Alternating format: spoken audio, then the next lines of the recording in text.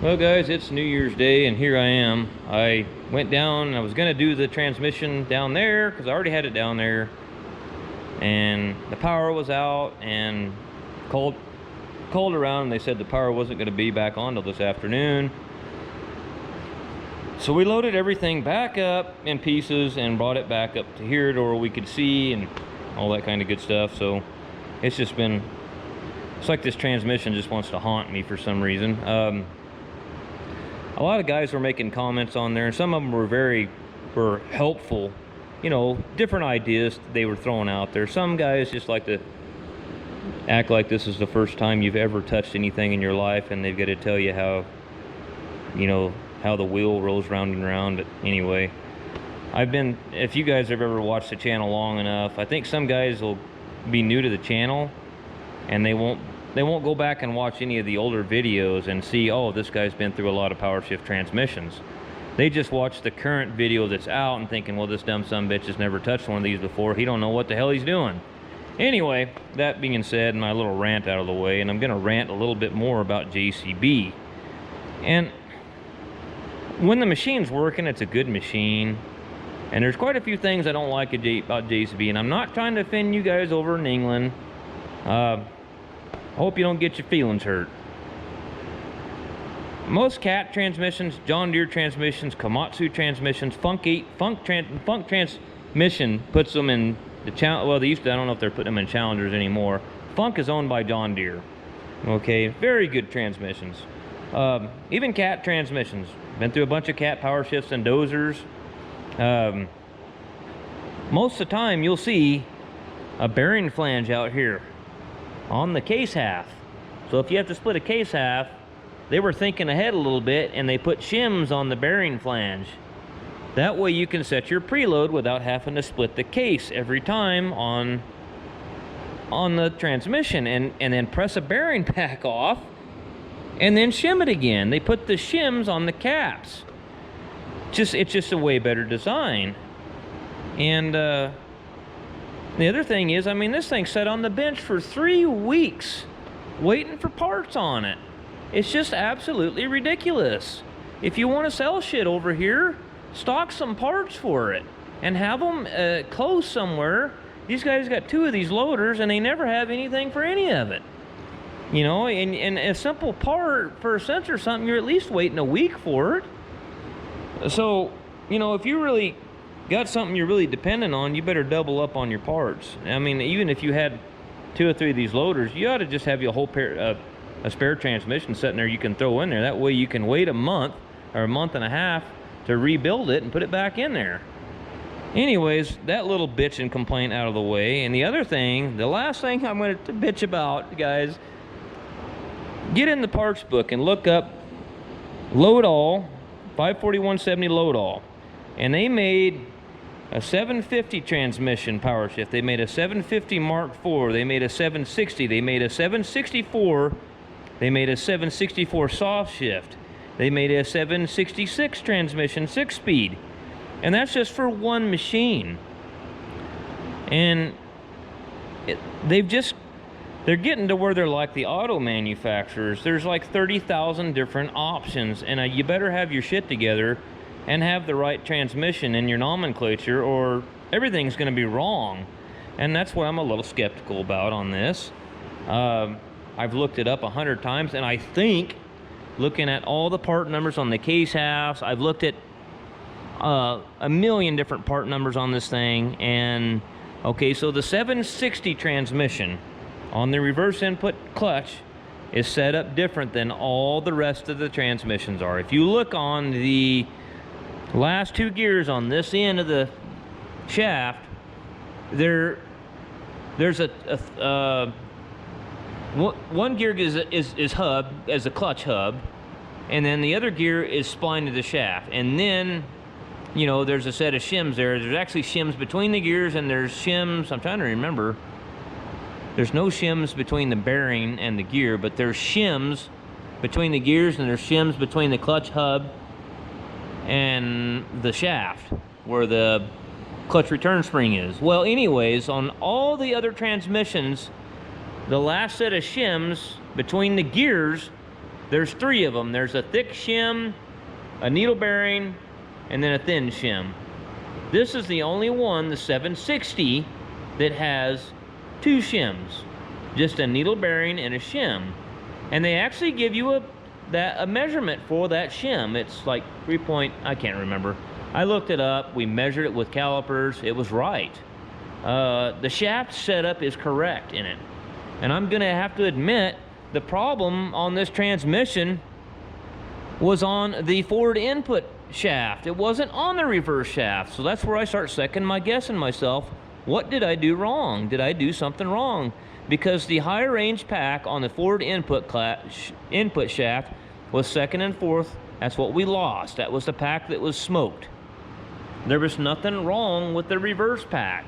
So that's, for the life of me, I can't figure out why am I having a problem now with reverse. And another thing that I'm not understanding, me and my son yesterday even took the clutch coils on the shift valve. Okay, here's where the oil comes into the block. Here's where the oil comes into the valve block, charge pressure. Here's where the apply ports are to go into the packs, right here. So we actually put air to these and took power and ground. He ran the power probe and put power and ground to the coils and the shift valves and heard them click, and I put air and had air coming out here. So we know that those are stroking and they're moving oil. So here's what I'm not understanding. When I tested this thing the other day, when we had it in the machine and it was screwing up, on this port right here, which is the low range port for reverse, it never even made the needle move. And I had power and ground to the valve block. I pulled the shift valve out, we swapped the shift valve, and then I had 150 pounds here on the high range port, but I had absolutely nothing here. And I'm not understanding what the hell is going on with this thing. But I'm going to show you a little test here. And I just thought of this, and I thought it would be a pretty good test. And I know other guys were telling me, did you check it against other packs? Yes. I'm going to show you right now. Okay, here is the faulty pack. Let me get the camera set up. I'll get rubber tip blow nozzle and go into the low range port. As you can see, this thing's got so much leakage.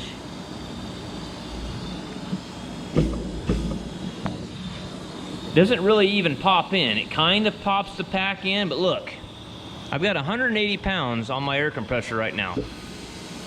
I can get about 80 pounds of pressure on that.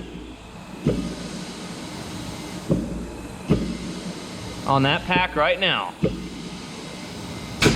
Okay, so let's go over here.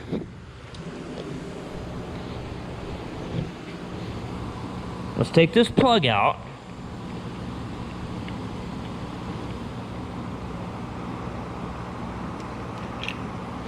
I mean, I'm just down to the conclusion it's not the shaft, because I can take my rubber tip blow nozzle on that shaft and I can air check that shaft and it pops in, it doesn't leak anywhere. And another thing we were doing yesterday, when we had this plug out, there was air coming past those seal rings right out the end of the shaft. And that tells me right there, this sumbitch is no good if it's doing that. You're always gonna have a little leakage. You're gonna have more leakage with air than you are with oil. I understand that. This is not my first rodeo. But when none of the other packs do it and this one does it, and this is the one that you're having problems with, obviously there's something going on with this case half.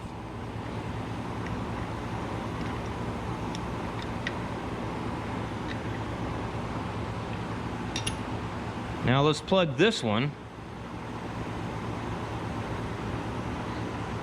And I'll show you another thing too.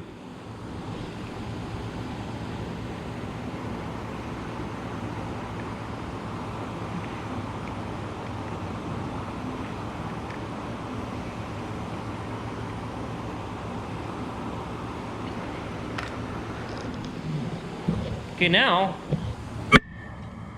my compressor cut back out. Now this is the high range pack on the same shaft.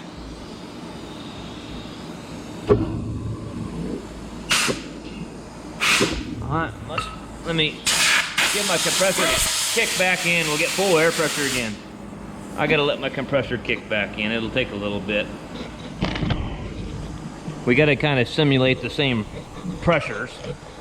Once my compressor cuts out on the truck, I know I'm at about 180 pounds, and I should get about 150 out of this, where I could only get 80. That's almost twice as much pressure. That's an 80 pound, that's about a 70 pound pressure drop on that clutch pack. That's half of what it should be. Even if a guy, and some guy, well, you wouldn't notice it. Yeah, you would notice it, because I can tell you right now, a pack that's only getting half the pressure that it's normally do, especially if the oil got warmed up and thinned out, it wouldn't hold, it would slip and it'd burn it up. I guarantee it would.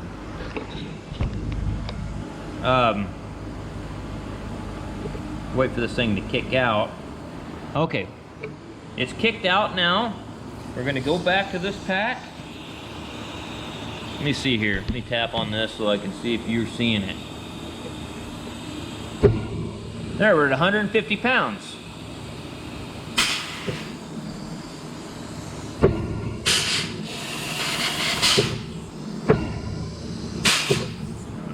Okay. Kind of wondering, I think.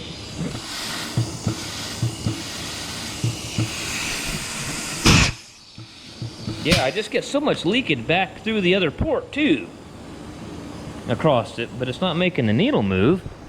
Is it?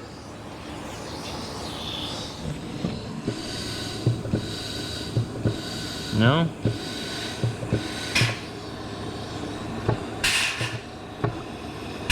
And see how it'll blow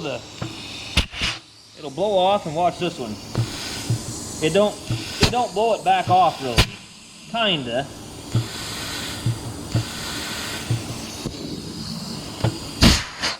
Nothing like those other ones. And here's the rest of the packs right here.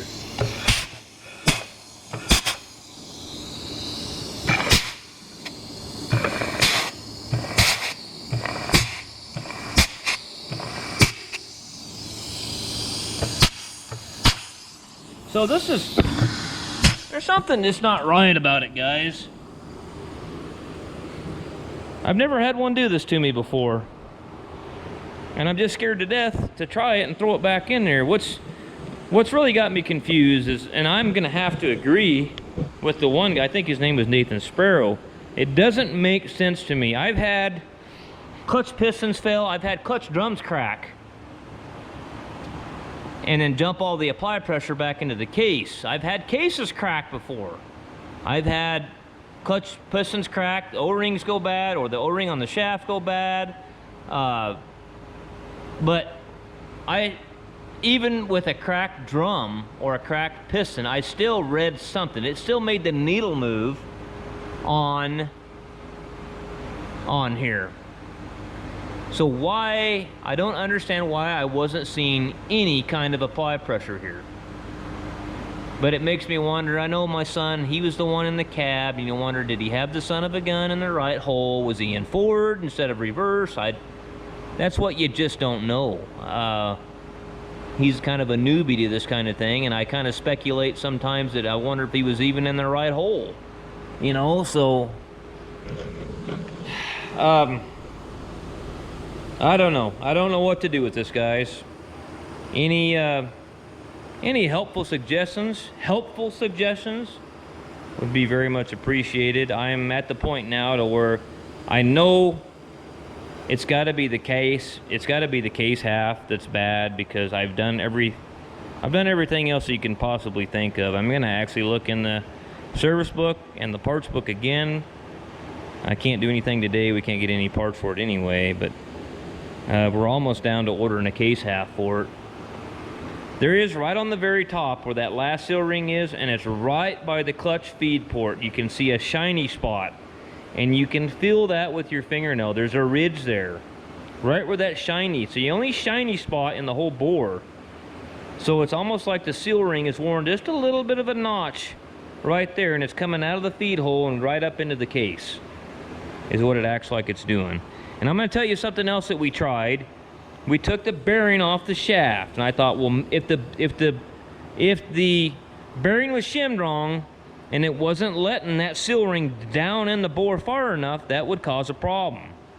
But I'm going to tell you right now, that's not the problem, because we actually tried to shim it the way a 764 is, and that's the 3 shim setup, and it spaces the bearing out even further on the shaft, and that took the seal ring too far out of the shaft, and as soon as you put here, it just blew the seal ring out of it. It's not doing that. The seal ring is in the shaft far enough. But anyways, we pulled the bearing clear off the shaft and just held the gear on this and just let it fall down in the case and kind of held it there and tried it, and it did the same thing. It just leaked around it. So anyways, this thing, I don't know, it's just one of these jobs that you're just going, my God, am I ever going to be rid of this pile of junk? You know, I got to move on to something else. And then you're just losing your ass on it. You ain't making any damn money on it. So, yeah, you just got to love this occupation sometimes. Anyways, well, I hope I didn't piss you guys from angling off. You know, in all fairness, they're good machines. They really are. I mean, when they're operating, but there's some things, and you know, there's some things about John Deere. There's things about every machine that I don't like. But there's a lot of things about the loaders, the JCB loaders. I mean, there's good things about them too.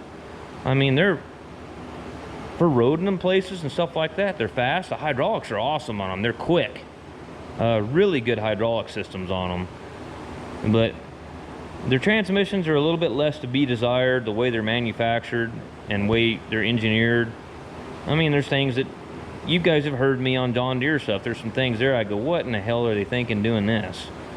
So I'm not just picking on JCB, so don't get your feelings hurt. So anyways, all right guys, we'll see you on the next one.